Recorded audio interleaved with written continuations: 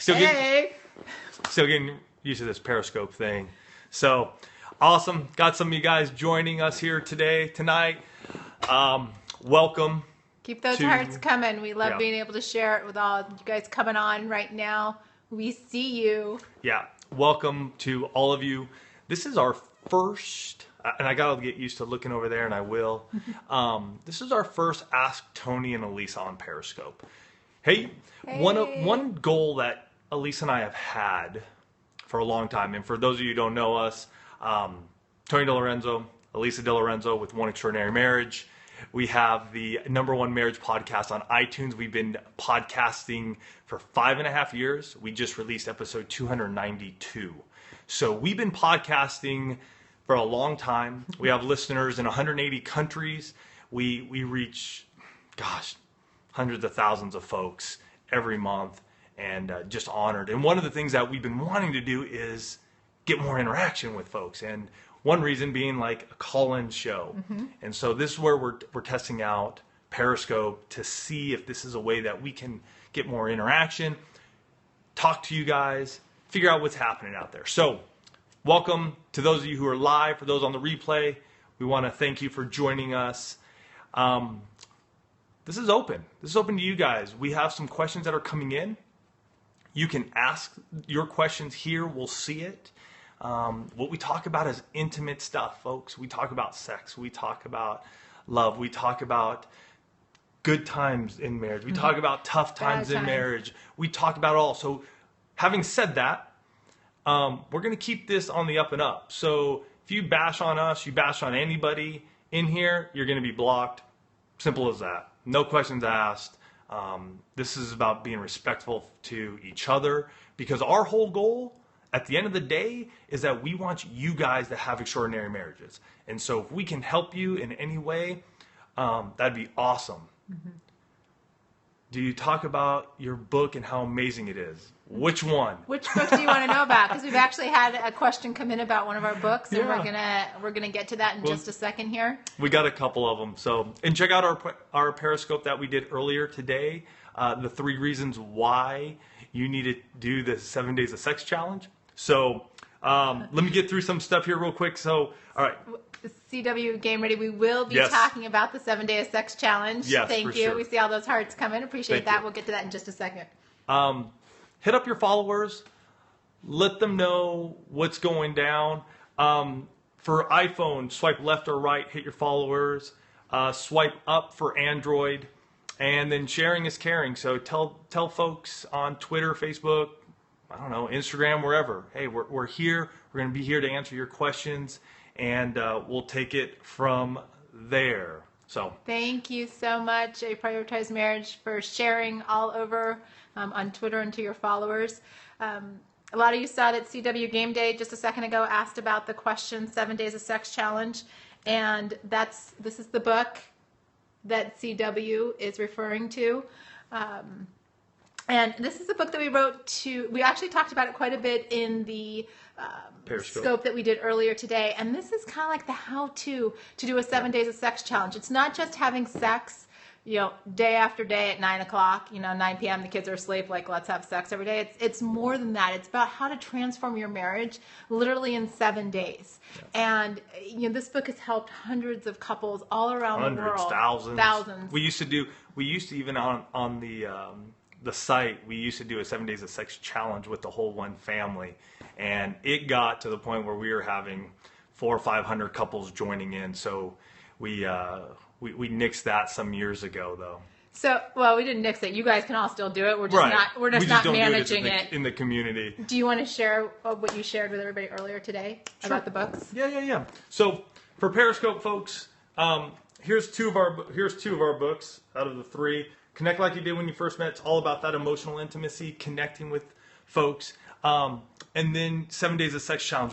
These are our physical books, actual books. We got a bundle for Periscope folks just like you. If you go to oneextraordinarymarriage.com/Periscope, these normally go for $33.90 together plus shipping. We're doing it for $20 plus shipping. So just oneextraordinarymarriage.com/Periscope. So one of the first questions that came in is, I think it was something like, do you believe true love is destiny? And, that's kind of, I think that was, sort of the Hollywood version of true love and destiny and one soulmate and that type of thing. I do believe in true love. Tony and I have been married for 19 years as of October 5th. And I believe true love is something that you work on. Yeah. Something that it's not even working on, it's something that you invest in. When you make a commitment to your husband or your wife, and I was sharing this in a piece that I'm working on that'll be published in One Extraordinary Marriage here in the next year. When you make those vows, when you say as long as life shall last, when you say, until death do us part, whatever your vows look like, that was a commitment that, no matter the high points or the low points, and we're going to get to those questions here in a second because I saw both of those come through, that's a commitment to hang in there tough and to hang in there for a long haul. And so I do believe that Tony was the man that I was supposed to marry. My kids had me Google, this is kind of a funny thing. My kids had me Google my other college boyfriends. And that was an interesting conversation because the kids are like, really? Like that could have been our dad? So glad dad is our dad. And I'm like, me too. But that's kind of one of those funny things. And so do I think that Tony's my destiny? Absolutely. Do I think that God had a plan for our marriage way back when? Absolutely. Did I know 19, 20 years ago when we were dating and getting married that One Extraordinary Marriage was going to be the force, the world changer that it is today? No. But you know what? That's how you move into your destiny. Yeah. So, what was another question? High points and low points of our marriage. And with the low point, how did we get through it? Which one do you want to do first? Low point. All right, go. Oh, for me first? Oh, okay. Yeah, because I talked on the last question. Okay. Low point for me, man, I want to say the low point for me was when we lost. Do you have that many to think of? No, not that many, but which was the lowest? I think the lowest point for me in our marriage was when we lost our second son, Andrew. That was difficult. It was really difficult. Our oldest at the time was 2.5. 2. It was the day after his second birthday. Oh, that's right. So he was 2, and I mean, I was young. I was 31 at the time, and I feel like I could have been better prepared, and I wasn't. I got rocked. I got really rocked, and it was just a difficult period in our lives of just wondering what were we doing, how were we just dealing with each other, and we didn't have a good support system. I don't think we really should have had a better support system. So I look back and I think of there's some things that have we gone through that later in life, or something like that to happen now, we'd have a lot of more people around us, and I think I'd just be more solid in my faith and knowing where what's ahead and what's to come. So it was definitely a difficult time, and did not end just like that. I mean, gosh, I want to say it was a good 2-3 years. Oh, easily. And for those of you that don't know our son Andrew's story, I went into labor at 17 weeks, and Andrew was born at 18 weeks, and he never took a breath. I did deliver on a labor and delivery floor. Mm-hmm. So while we were going through our loss, we were hearing babies cry down the hallway and things like that. And that was a challenge. And I know many of you know people that have lost babies. I know probably a lot of you listening to this have lost children yourself, and it is one of the biggest challenges that a married couple faces. And it is often one of those things that does pull them apart. And, in our case, it was actually the blessing of our daughter that came a year later that would eventually turn the tide for us, because she's the one that when she turned 3, she started asking all these questions about her brother in heaven, and forced us at that point in time, now that's 3 years later, to work through our grief and to reconnect. And we've shared Andrew's story a number of times on the podcast, but that was definitely a low point. Yeah. How about we get some questions for you, and we'll come back to the high point, and we'll get to that one. So what are some questions from you guys? We also, if you follow us on Twitter or Facebook, we put out a link so that way you can, it's a form, it's just a Google form, because sometimes, again, at the top of this, we talk about intimate issues. I mean, some of the shows that we've recently done, walking around naked. We've talked about oral sex. We've talked about miscommunication, tone.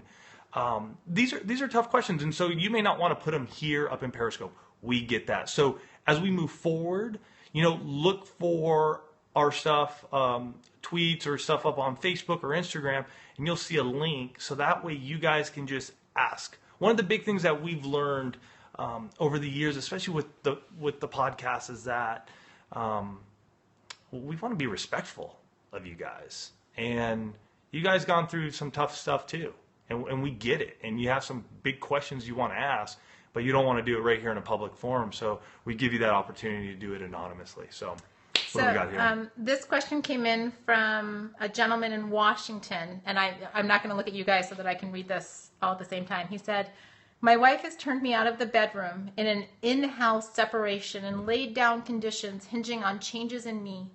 We've been married for 35 years, but have had very little sex for the last 3 years. She yells at me, which I've asked her to stop, but she justifies it and has never taken responsibility for any significant portion of our conflict. Should I get an acknowledgement first from her and a willingness to change some of her behavior, or just go along with her demands till she softens up to be able to hear some of mine?" First off, can we get some hearts up for that guy? I mean, to write that, man, it takes a lot. And I just want to thank you for doing that, because that's huge, folks, to be able to just go, hey, this is what's happening. And I think what I want to be able to do is just let people know, man, that we love them, and you're not alone, because you're not the only person that we get emails or a question like this from. And, with One Extraordinary Marriage, I coach couples all around the world on the challenges that they're facing in their marriage. And this is one, I wish I could say that this was something that we hadn't heard before. Unfortunately, that's not the case. There are a lot of couples married, 25, 30, 35 years who are finding themselves at this impasse. And, what I can take from this, just in the brief information that this husband shared with us, is that there's been a lot of pain and conflict in this marriage for a long time. So what I want to say at the onset is to just give you a quick answer is not going to undo however many years of challenges and pain that you've been facing. Some recommendations that I would make to this couple, just based on the little bit of information I have, is one, you might want to consider looking at our contract of reconciliation. Right. This is a document, I think it's 7 pages? 7 or 8 pages. 7 or 8 pages, where you can outline like all of these different areas that you need to discuss in your marriage. If it's physical touch, if it's finances, if it's dealing with family, it gives you an opportunity to work through each one of these areas, because chances are, if you're experiencing this much conflict and if you're not having sex in your marriage, communication's a huge issue. So let's just say there's a communication challenge here. So contract of reconciliation would be something that I would recommend. I would also recommend that this couple seek the help of a coach, somebody that can help them peel back the layers to uncover where is all this pain coming from and where do they really see themselves in the future. I mean, obviously, the marriage has been sexless for 3 years and they're still together. There's something that they're still holding on to, and that's a sliver of hope for this couple. That I do coaching. If you're interested in that, just go to oneextraordinarymarriage.com/coaching. And there'll be information there. But this is one of those things where, his ultimate question there, should I wait and get an acknowledgement from her to make some changes, or just wait until she softens up? She's probably going to not give you any type of acknowledgement at the onset. I mean, to be quite honest, she's going to wait and see. But I have a feeling that she's been waiting to see for a long time. And so if I could give you one word in terms of your actions, it would be consistency. And this goes for everybody's marriage. Yeah. If you want to make change, if you want to see a response in your spouse, be consistent with your own actions, because a lot of times people will respond more to consistency than to your promises. They want to see that you're going to do what you say you're going to do. And on a consistent basis, like Elisa said, because if not, then they start pointing the finger again. At this point, though, 35 years, I mean, start doing something for you. Like change, look at one area of your life. What can you start to change? Sometimes it's just a mindset. How are you going to react? How are you going to treat her? What are you going to say? One of the one of my more favorite shows that we did just recently was called Words of Encouragement. Words of Encouragement. Because, and I talked about in that show where I say Elisa's, when I even introduce her on the show, I say, my beautiful wife, Elisa. A lot of times I'll just say, hey, this is my beautiful wife, Elisa. And I say that for two reasons. One is to let her know that I acknowledge her beauty inside and out. And then the second reason is it's to remind me that she is beautiful. And so that is something that I had to stay consistent on over the last, I say 3, 4, 5 years. And it just changes how you start to look at your marriage, at your spouse. And so maybe it's something that you need to start changing in you, that you're not going to change her. You're not going to change her. She is stuck in her ways, but you can start to soften her heart by what you do. I just think that's something. And I agree with Elisa. Get that contract of reconciliation. Know where you guys stand. What's going to go, where are you moving forward? What are you going to go towards? And having that written down and not just talked about is huge. Too often we get into this, you said, he said, we said this. It's not documented. I remember as a kid growing up, my dad and I would do this all the time. Maybe many of you have done this with your folks or something. We're going to place a bet on this. And you place a bet on something, and then the event happens, and you forget who bet what and whose side you were on. Well, the same thing happens in marriage, and with the contract of reconciliation, you have all that information down. You start to connect there. So I would say that as well. So one of the other questions that came in, and it actually came in off of the scope that we did earlier, was in regard to this book, Connect Like You Did When You First Met, 101 Proven Questions for Couples. And whenever we talk about this book, inevitably somebody asks, how do I use it? Right? Tony and Lisa, you're talking about 101 questions. We can't even get through how was your day, let alone, like if I just open it up to this, it says, what were you taught as a child about finances? Okay, that's a loaded question. Good question. Good question. When we talk about finances, we talk about sexual intimacy, we talk about emotional safety in here. We talk about fun things like, what is your definition of camping? Right? Because, for some people, it's, not even a tarp. It's like a sleeping bag out on a slab of rock, 10,000 feet in the air, or 10,000 feet on the side of a mountain. And for other people, it's, a nice rustic cabin with a 4-poster bed and a fireplace. And, you got to know, like, what's your version of camping? But this book is a great resource. And, I use it with a lot of coaching clients because I say, take one question a day. Yeah. If the two of you haven't really been talking, one question is going to probably, maybe you can get 2, but usually it's 1. Yeah. And you just spend 10 or 15 minutes on that one question. And here's the crux of it, though. One person asks the question, and the other person listens while the first person is talking. And then you do this crazy thing where you flip. The second person now talks, and the first person listens. And the idea working through this book and working through these questions is that the two of you get to know each other again. When you're dating, I remember the conversations, the marathon conversations that Tony and I had when we were dating, where it would be like 2 hours, 3 hours on the phone. We're so old that it was like pre-cell phone, pre-internet. This was college in the early 90s. Hearts up for those of us who've been. Yeah, if you... Come on now. This is before, all of that stuff. Early Phone 90s. bills used to come in at like $400 a month. Craziness. On each side. But we talked about everything. Right? And then marriage comes along, and some of you probably can relate to this, where, you suddenly get to the conversations that are about, with those of you with little kids, it's, how many diapers did you change a day, and what's for dinner, and did you get the milk, and don't forget we've got this going on tomorrow night. And you forget to talk about your dreams, and you forget to talk about, you don't forget to talk about them, you just don't, because you're so consumed with everything else. Just like this email that we got earlier today from somebody that had joined us on another scope that said, we're so busy with life. Where do we make time for us? And using this book, I'm going to put it up here again so you can see it, cover Tony's face.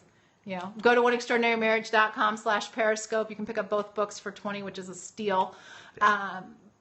Using this book allows you to say, we can carve out, and I'm telling you, you guys have 10 or 15 minutes a day. If you just cut out a little TV, if you cut out a little Facebook, those of you that are loving me for saying cut out some of that stuff, send those hearts. Except when we're doing an Ask Tony and Elisa, don't cut us out. Yeah, join us for this because this is going to change your marriage. You know, so questions, hit them up. Come on, you guys, let's do it. No question. I think all questions, anything. Okay, so I'm going to read the funny one that we got. Yeah. Okay, that's for my good buddy. So a friend of ours did hit us up with a question, and he said, "Who do you think is cooler?" And I'm not going to put their names out here, but it's going to be the husband or the wife. And he goes on to say, and if you said the husband, you are right. 7 Day of Sex Challenge is the best book ever. So a special thank you to him for his support. And love you, dude. I know that he and his wife in particular, I know that they have seen a lot of transformation, not just with doing the 7 Days of Sex Challenge, but also, and I'm going to bring this up because some of you may be wondering, well, what comes after the 7 Days of Sex Challenge? Mm-hmm. And this couple in particular, and we've been doing it now we figured it out, 7 years. The intimacy lifestyle, and that's where you make sex, your sexual intimacy, a priority each and every week. Not just for the 7 days, but if you want to know more about that, check out the episode on the website. It's called Scheduling Sex. It's episode 140, and thank you. I prioritize marriage.